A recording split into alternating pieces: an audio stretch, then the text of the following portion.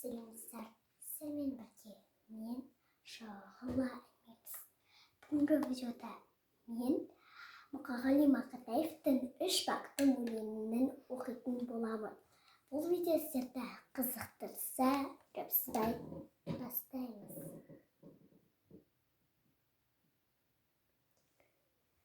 Ең бірінші бақтым халқым менің, соған берем ойымның алтын кенін.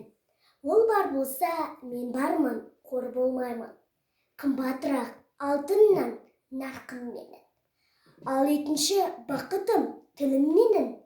Тас жүректі тіліммен тілімдедім. Кейде дүниеден түңілсем де, қасиетті тілімнен түңілмедім. Бақытым бар үшінші отан деген. Құдай деген кім десе отан дерем. От сөнген жалғанда жан барсын ба? Ойланбай-ақ келдағы отау менен. Үш бірдей бақытым бар алақанда, мені мұндай бақытты жаратар ма? Үш күн нұрын төгеді аспанымнан, Атырау, Алтай, Алатауға.